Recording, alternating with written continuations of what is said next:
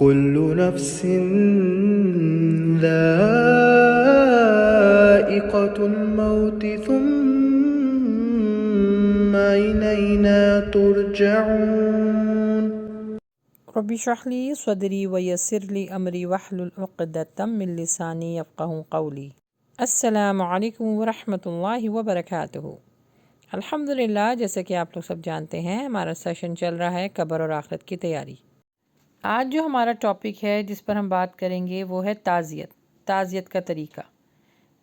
تعزیت کسے کہتے ہیں، تعزیت کی مدت کتنی ہوتی ہے، اور تعزیت جب آپ کرنے جائیں تو کیا دعا پڑھیں، تعزیت جب کرنے جائیں تو کیا کھائیں اور کھلائیں، یہ بھی اللہ کے نبی صلی اللہ علیہ وآلہ وسلم نے ہم کو تعلیمات دی ہے۔ الحمدللہ، ایسی چیز کھانے کو کہا گیا ہے کہ جس کے کھانے سے غم میں کمی ہوتی ہے، لیکن بہت سارے لوگوں کو نہیں معلوم، اور اس میں جو ہے وہ کیا کرتے ہیں، تعزیت کرنے جاتے ہیں، بعض دفعہ ان کے جو لواحقین ہیں ان کے اوپر بوجھ بن جاتے ہیں، یہ جو میت ہے اس کے عجیب عجیب اس کے لیے باتیں کرنا شروع کر دیتے ہیں کہ اس کو ایسا دیکھا، ایسا یوں کیا، وہ کیوں مر گئے، کیا ہوا تھا، عجیب عجیب قسم کے معاملات۔ تو انشاءاللہ ہم آج پورا قرآن و حدیث کی روشنی میں جانیں گے کہ تعزیت کرنے کا طریقہ کیا ہے۔ آج کی کلاس شروع ہونے سے پہلے جس کو ٹیگ کرنا ہے، جس کو لنک شیئر کرنا ہے، موسٹ ویلکم۔ اس کے بعد یوٹیوب کے اوپر بھی یہ جو ویڈیو ہے اپلوڈ کر دی جائے گی، تو پلیز اس کو بھی آپ شیئر کر سکتی ہیں صدقہ جاریہ کے لیے۔ اچھا جی، تو ہم جانیں گے کہ تعزیت کا طریقہ کیا ہے اور تعزیت کسے کہتے ہیں۔ تعزیت کے معنی ہیں میت کے لواحقین کو صبر کی تلقین کرنا تاکہ وہ شدید غم میں کچھ کمی محسوس کر سکیں، اس نقصان پر آخرت میں اجر و ثواب کی امید دلانا، مرحوم کی خوبیوں کا تذکرہ کرنا، لواحقین سے ہمدردی اور تعاون کا اظہار کرنا، نیز میت اور لواحقین کے حق میں دعا کرنا، یہ سب تعزیت کہلاتا ہے۔ آسان لفظوں میں کہہ لیجئے کہ کسی دوسرے کی تکلیف کو اپنی تکلیف سمجھ کر اس کو دلاسا دینا، صبر دینا تعزیت کہلاتا ہے۔ تعزیت کی فضیلت، تعزیت کرنا مسنون اور باعث اجر و ثواب ہے۔ نبی صلی اللہ علیہ وآلہ وسلم نے فرمایا، جو شخص کسی مسلمان بھائی کی مصیبت پر اس کی تعزیت کرتا ہے اور تسلی دیتا ہے تو اللہ سبحانہ وتعالی اس کے بدلے میں اسے قیامت کے دن عزت شہرت کا لباس پہنائے گا۔ صحیح بخاری میں یہ ہے۔ کسی بھی مصیبت کے وقت میں مصیبت زدہ کو تسلی دینا اسلامی طریقہ ہے۔ رسول صلی اللہ علیہ وآلہ وسلم نے فرمایا، جو مسلمان کسی مسلمان کے دنیا کے کرب کو دور کرتا ہے، اللہ سبحانہ وتعالی قیامت کے کرب کو اس سے دور کرے گا۔ کرب کا مطلب ہے دکھ، آزمائش۔ اچھا، اور جو مسلمان کسی تنگ دست پر دنیا میں آسانی کرے گا تو اللہ سبحانہ وتعالی دنیا اور آخرت میں اس پر آسانی فرمائے گا۔ جو کسی مسلمان کی پردہ پوشی کرے گا، اللہ سبحانہ وتعالی اس کی دونوں جہانوں میں پردہ پوشی فرمائے گا۔ اور اللہ تعالیٰ اپنے بندے کی اعانت میں لگا رہتا ہے جب تک بندہ اپنے بھائی کی خدمت مدد میں لگا رہتا ہے۔ جب کسی کے مرنے کی خبر سنیں تو لازمی تعزیت کے لیے جائیں، اس کا اجر و ثواب بہت ہے، اور جتنے قدم چل کے جائیں گے اتنا ہی اجر و ثواب آپ کے لیے بڑھتا رہے گا۔ اچھا، اب یہ جان لیتے ہیں کہ تعزیت کے وقت کیا کرنا چاہیے۔ جیسے میں نے پہلے بتایا نا، لوگ عموماً آ کے جو عجیب عجیب باتیں کرنے لگتے ہیں، رونے لگتے ہیں، یعنی لواحقین سے زیادہ رونے لگتے ہیں، چیخ اور پکار، اور یا جو میت ہوتی ہے اس کے لیے عجیب عجیب باتیں کرتے ہیں، یا گھر میں ادھر ادھر جھانکنا شروع کر دیتے ہیں۔ یاد رکھیں، یہ سب کچھ بہت گناہ ہے، کیونکہ ایک شخص آلریڈی، یعنی ایک جو ان کے گھر میں ایک اتنا بڑا غم ہو چکا ہے، اتنا بڑا ان کا نقصان ہو چکا ہے، وہ آلریڈی اتنی پریشانی میں ہوتے ہیں، غم کی حالت میں ہوتے ہیں، نہ کہ کچھ ایسے لوگ آ جاتے ہیں جن کے آنے سے بجائے ان کے غم دور ہو اور تکلیف بڑھ جاتی ہے۔ تو اپنے آپ کو ان کے لیے آسانیوں کا باعث بنائیے۔ تو تعزیت کے وقت کیا کرنا چاہیے؟ ہمارے دین نے اس موقع کے لیے بھی ہمیں بہترین آداب سکھائے ہیں، بہت بہترین، مکمل اور جامع دین ہے۔ ہر چیز کے اہتمام اور ادب ہمیں اللہ کے نبی صلی اللہ علیہ وآلہ وسلم سکھا کے گئے ہیں، الحمدللہ۔ اچھا، وہاں پر جا کے کیا کہنا ہے؟ تعزیت کے لیے متاثرین کے پاس جانے سے پہلے ذہنی طور پر اپنے آپ کو تیار کر لیں کہ آپ نے وہاں جا کر کیا کہنا ہے اور کیسے کہنا ہے۔ اس موقع پر ہمارے ہاں افسوس کرنے کا رواج ہے، جو اللہ کی مرضی اور اس کی لکھی تقدیر پر ناراضگی کا اظہار ہے۔ نیز مرحوم کے اہل خانہ کے پاس جا کر بڑا افسوس ہوا کہہ کر تعزیت کے فرائض کی ادائیگی کو مکمل سمجھ لیا جاتا ہے۔ ایسے موقع پر بتاؤں میں آپ سے کہ آپ لوگوں نے کیا کریں کہ کچھ قرآنی آیتیں ان کو یاد کر لیں، یا اب تو فون آ گئے اس میں آپ قرآنی آیتیں ہوتی ہیں یا دعائیں ہوتی ہیں، ان کا انتخاب کر لیجئے تاکہ جو متاثر خاندان ہے اس سے تعزیت کرنے میں اچھی اور جسے کہتے ہیں کہ ایک جامع طریقے سے آپ جو ہے تعزیت کر سکیں۔ اچھا، وہاں پر جا کر یہ کہنا کہ بڑا افسوس ہوا، آپ کے ساتھ کیا ہو گیا اور ایسے بیمار تھے، چلیں بہت اچھا ہوا کہ ان کی بیماری دور ہو گئی، ان کے لیے آسانی ہو گئی، اس طرح کے الفاظ کہنا، یعنی اللہ سبحانہ تعالیٰ نے جو کچھ لکھا نا اس کے تقدیر میں، تو اس پہ اس طرح کے الفاظ استعمال کرنا مناسب نہیں ہے۔ کیونکہ دیکھیں سورہ رحمان میں اللہ تعالیٰ کیا فرماتا ہے، اس زمین پر سب کچھ فانی ہے، تو آپ ان کو جا کے اس کا اظہار کریں کہ جو کچھ اللہ کی طرف سے ہے وہ اللہ ہی نے اس کے لیے جو کچھ بہتر سمجھا ہے، ہر کسی کو اس دنیا سے جانا ہے، کلو نفس ذائقۃ الموت، ہر نفس کو موت کا مزہ چکھنا ہے۔ اس طرح کے الفاظ نا ان کے لیے آسانی ہوگی، بجائے یہ کہ ہائے ہائے اور کیوں ہوا، کس لیے ہوا، نہیں ہونا چاہیے تھا، ابھی تو ان کی عمر بھی کچھ نہیں تھی، ابھی تو انہوں نے زندگی میں کچھ دیکھا نہیں۔ عجیب عجیب ہم لوگ جملے بولتے ہیں، بجائے سامنے والے کا ہم غم کو دور کریں، اور جو ہے وہ بیچارہ اس میں ہو جاتا ہے کہ میرے ساتھ بہت بڑا ظلم ہوا، اللہ معاف فرمائے، کہ اللہ نعوذ باللہ من ذالک، اللہ نے اتنی جلدی ان کو بلا لیا، عورت کا انتقال ہو یا مرد کا ہو یا بچے کا، اتنی جلدی اس کو بلا لیا تو جو ہے میرے اوپر ظلم ہو گیا۔ یاد رکھیں آپ کے عمل سے سامنے والے کے اوپر اگر اس طرح کی کیفیت طاری ہوئی تو گناہ سارا آپ کو ملے گا۔ اسی لیے جب ہمارے دین نے اتنے پیارے طریقے سے ہر چیز بتا دی ہے تو کیوں نہ اس سے رہنمائی حاصل کریں۔ بالکل نہ کاٹ کے الو کی طرح ہم سارے کام کرتے ہیں دنیا میں، بس اپنی مرضی سے ایک جو ہے وہ ایک کیا کہتے ہیں طریقہ اختیار کر لیا ہے، ہائے کیا ہوا، افسوس ہوا، پتہ نہیں یوں کیوں، یعنی عجیب عجیب۔ میں نے تو اللہ معاف فرمائے ایسے ایسے لوگوں کو بھی دیکھا ہے جو بجائے لگتا نہیں ہے کہ وہ تعزیت کے لیے آئیں، وہ لگتا ہے کہ وہ ان کے غم کو نا اور جو ہے نا وہ کہتے ہیں نا زخم پہ جو ہے وہ نمک چھڑکنے کے لیے آئیں۔ بہت شدید پکڑ ہے ایسے لوگوں کی۔ تو ان کے سامنے ان کی میت کو دعا دیجئے اور ان کو بتائیے کہ قرآن مجید میں بھی اللہ سبحانہ تعالیٰ نے یہ سب چیزیں جو ہیں ہر انسان کے لیے رکھی ہیں، جیسے یہ ہے نا کلو نفس ذائقۃ الموت، یہ بڑی ڈھارس دیتی ہے انسان کو کہ ہر نفس کو موت کا مزہ چکھنا ہے۔ تو اہل میت کا دل غم کی شدت میں اس یاد دہانی سے قرار آتا ہے کہ یہ ثانیہ صرف آپ ہی کے ساتھ نہیں ہوا، بلکہ یہ دستور قدرت ہے، اور کبھی نہ کبھی کسی وقت ہر کسی کو جانا ہے، اور کبھی نہ کبھی یہ وقت سب پر ہی آنا ہے۔ اچھا، اس طرح کی آیتیں نا اگر ان کے سامنے پڑھی جائیں، بتائی جائیں، تو تقدیر کے لکھے پر ایمان اور مضبوط ہو جاتا ہے، اور انسان اس کٹھن اور صبر آمیز وقت میں غم کو سکون کے ساتھ برداشت کرنے کے قابل ہونے لگتا ہے۔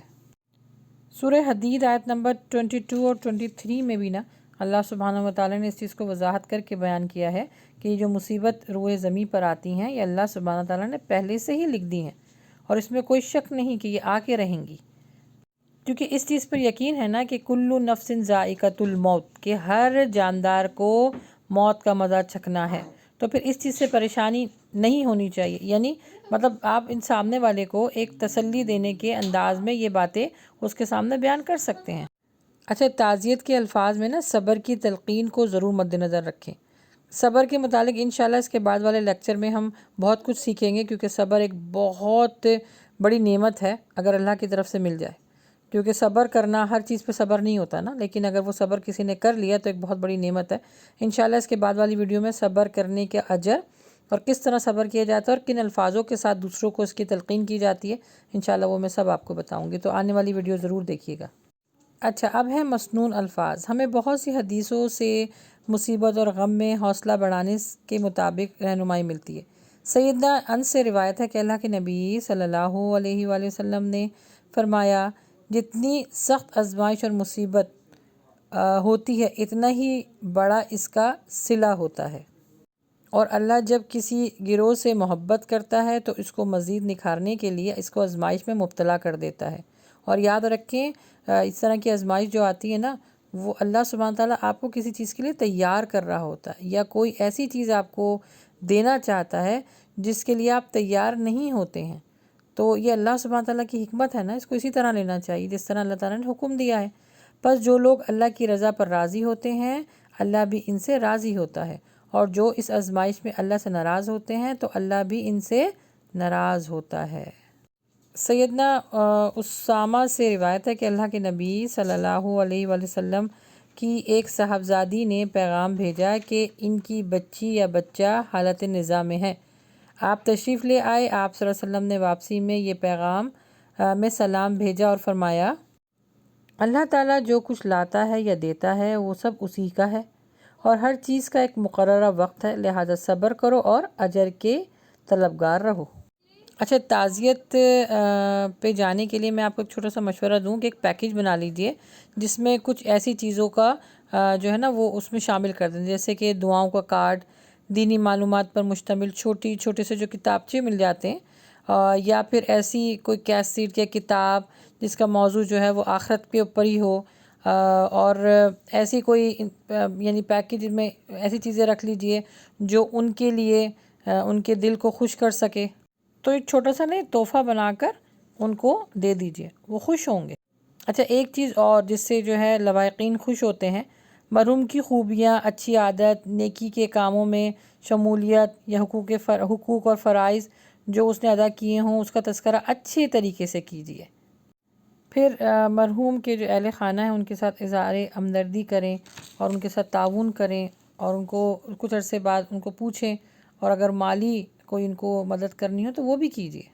پھر لواحقین میں اگر بچے ہیں تو ان کی دلجوئی ضرور کیجیے، 2 ثواب ملیں گے آپ کو، ایک تو ان کی بچوں کی دلجوئی کرنے کا اور بچوں پر جو شفقت کرنے کا ہے، جیسے اللہ کے نبی صلی اللہ علیہ وآلہ وسلم کیا کرتے تھے کہ راہ چلتے ہوئے بھی نا بچے اگر ان کو بلاتے تھے یا بات کرتے تھے، رک کر ان کے سر پہ ہاتھ رکھ کر پیار محبت سے اس کو جواب دیا کرتے تھے۔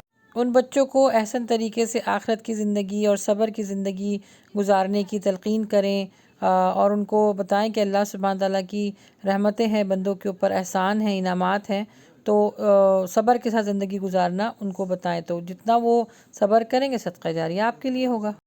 پھر ہے جس گھر میں میت ہو جائے، موت ہو جائے تو وہاں پر کھانا بھجوائیں، جس گھر میں وفات ہو جائے وہاں کھانا بھجوانا بھی مسنون ہے، اور رشتہ دار یا پڑوسی اس کا انتظام کریں، اس کا بھی بہت صدقہ جاریہ ہے، کیونکہ اس کا انتظام بھی اللہ کے نبی صلی اللہ علیہ وآلہ وسلم نے کیا تھا۔